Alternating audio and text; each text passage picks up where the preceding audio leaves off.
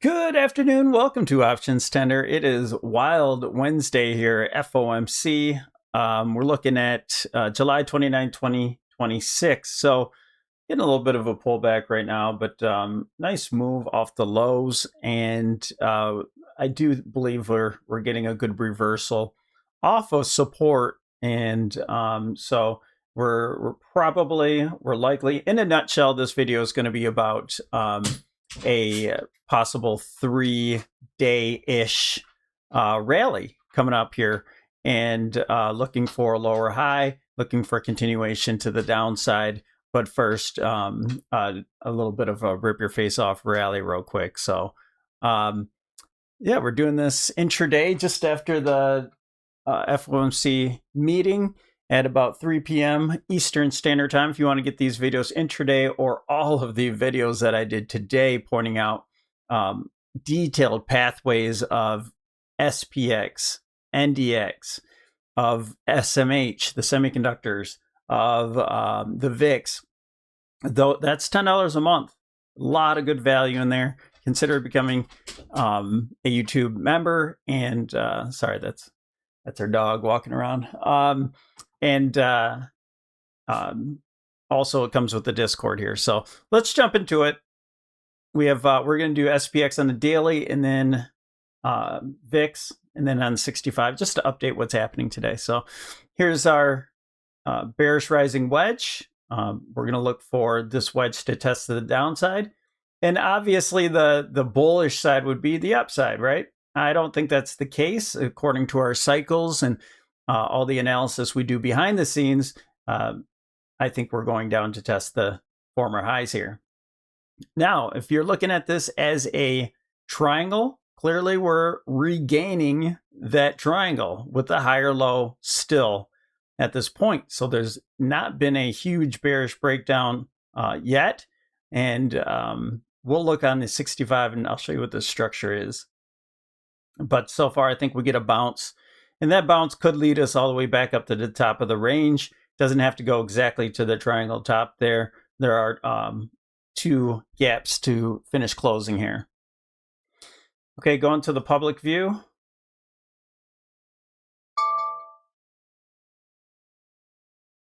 All right, we have SES coming down. I'm looking for another buying opportunity. I might pause the video here in just a second. Okay, so here's the point of view from the. All right, I have this flag pattern. Again, we have two different styles of how this flag can go, where this is one of them. And that would be kind of your bullish look, to where you're back testing and you're looking to break out. That's one way to look at it. You know, you can do a lot of different things for a bull flag, and as long as you're lining up particular points and such. So not a huge deal, this in particular. But the reason why I had the look down here is, even if you have the flag like this, you can peek through this. We're looking at this confluence at about 7,200 to 7,100. That's a former megaphone. It's a Fibonacci. Used to be resistance, now support. And we have a 382 from a possible wave 4. All right. And that's why the 23.6 is so important as well.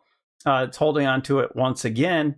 And then the next level would be that level below. So we'll be keeping an eye on that. All right. It looks like a good area to keep an eye on. Here's our moving averages. We're rejecting off of the 8 EMA today. We have the 50 and the 20 right here all together. So I wouldn't be surprised if the market did get up just a little bit higher here. And by a little bit, I mean 7,500, 7,540 or so, to close that gap and maybe retest the top, because the moving averages are just moving sideways. And I do believe this initial move down here is complete. Okay, so let's start looking at some of these indicators on both time frames. Here's your RSI. We're not oversold, so we have plenty of potential to the downside. But we have our slow stochastic. This is starting to move higher. We even have divergence here, a positive divergence on the slow stochastic, and I think this is going to cycle higher. And we're going to do these videos often so we can see when this cycles up, where are we at that time. Now we have market structure that we still have to form on the lower time frame for us to be any bit more bullish. So we'll take a look at that in a second. McClellan oscillator was in the oversold territory and got positive divergence here today at the lows. So that's what's giving us our bounce here. Bollinger Band. We're at the bottom of the band. We might have been oversold when we came down here, but we have a positive divergence. I do believe this divergence is going to burn through. In other words, as we go higher, I think that next low is going to be much lower than that one. DMARC. No setup on the daily time frame. 9 count. You got 9 count down here. It was setting up a 9 count exhaustion. So yeah, you got your buying opportunity there. Or buy signal. And we're just neutral on the Elliott oscillator. Okay, so let's go over to the VIX. And the VIX has been fantastic. And you know, the market has a tendency to waste time. It'll trend and then it'll waste time. All right. And so that's consolidation. We're still in this range, back and forth, back and forth. And what it's been waiting for. So if you look at this as cycle analysis, and this is what we do for SPX and NDX and SMH and all those other ones as well. We use the VIX for timing for tops in the market in SPX. So we're in this rising phase. All right, but we have resistance, we have other things happening, other cycles that are happening to where it can't break out, but we're certainly in this rising phase.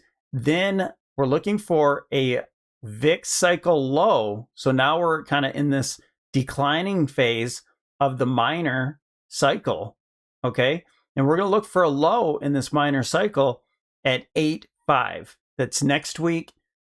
Maybe it's turnaround Tuesday. It can be any time next week. The whole week is open Monday through Friday for a top in the market, which means that the VIX is going to find a low. And I think that low is going to close the gap here. And we have another small gap that could be closed as well. We'll look at in just a minute. So found support here, and I think we'll have a nice doji candle on both SPX and the VIX at this point. So let's go over to SPY.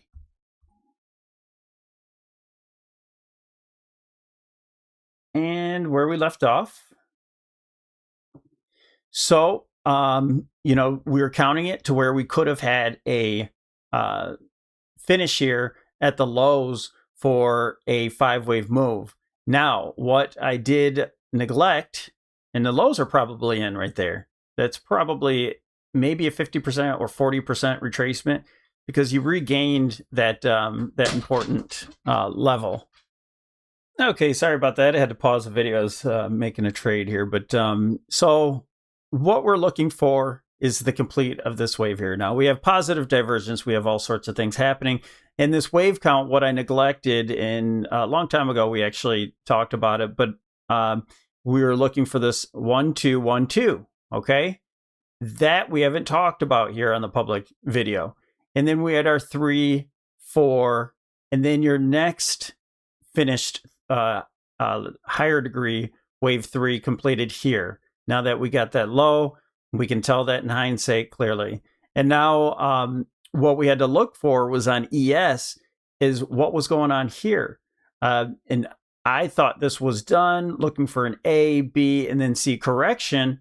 And that wasn't the case. When you look on ES, you can see that this was a triangle. It was a wave 4 triangle. Okay. So today we broke down from the triangle, from the apex, and had an impulse wave down here. And that was our 5th wave. All right. So this 5th wave, technically, because we It did not break above this high, still could extend. You could have a 1, 2, 3, 4, 5 wave move lower. All right, so that's the risk here. But I think there's a good chance that the low is actually in with this low that broke down here, and we have a gap that it held on to as well from this point right here. Okay. All right. So if it does want to close this gap, going into the end of the week, then so be it. The problem with that situation is we're running out of time for that VIX cycle low. All right. Now we are in a rising phase for the VIX. So yes, again, this can continue to go lower, but I think we're close to the bottom if we have not bottomed yet. All right. So what we're going to do right now is we haven't formed any structure to the upside. Because we made a new low, we have to find a higher low. So the big question is, are we going to find a higher low in one of these retracements? Are we going to find ourselves an A, B, and that B wave, if it's a flat pattern, can come all the way down to the 887. But so far, is it an A, B, and then C wave coming up higher? All right. What a move. Wow. So with earnings tonight, we'll have a couple big tech earnings. We'll have Trump's announcement after hours at 6 p.m. I have a few catalysts going on. And so I think this will be the C wave that follows through. So things can happen. You can get a triangle in here. The thing is we have our VIX cycle low here. That's next Wednesday. So really we have Thursday, Friday, Monday, Tuesday. We basically have 4 trading days to complete our gap closes. All right. So if we hold on to this 1-2, this is a 1-2 setup here. If you're not familiar with what that is, then you can look at in the tutorials. I have a 1-2 setup, and we'll look for a low to find itself sometime here today. But I think tomorrow we should expect to be bullish with the earnings and such, especially with SMH and QQQ bottoming. All right, I did add on another position onto SpaceX, and that's showing relative strength. So I went through that trade today, Tesla as well. And yeah, so plenty of time. We want to see a C wave now. I believe our A is in. Our B is complete. It looks like it might find a bottom here. It's 735. There's also a dark pool print that printed up right here as well. All right, so that might be the low. Anything else? Yeah, let's look at some of these moving averages. We're all below. Still in a bearish kind of setup here, but clearly, sorry, let me repeat that. We're in a bullish setup, but we're in a bearish posture with the underneath the moving averages, downtrend, and so on and so forth. All right, so here's our RSI. Haven't really lifted its head off the floor, so you have plenty of room to go to be overbought. We're cycling higher in the slow stochastic, just real volatile, right? But we're moving higher, so I'll be looking for a higher low. And we're slightly, we're neutral to bullish with the bullish histogram here, but we're in, kind of in bear territory. But I do suspect we'll get a wave up here before heading lower. Bollinger Band. On the lower time frame, we certainly got the buy signal today. DMARC.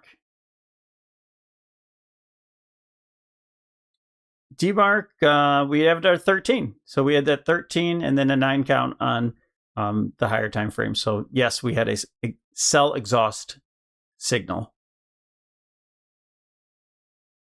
All right, our money flow and that positive divergence here. So it gave us the so far bounce. And now we'll look for some follow through. And the Elliott oscillator also told us that we were likely in a wave 4 into wave 5 right there. All right. So let's go to the VIX and see if we can kind of give a pathway here.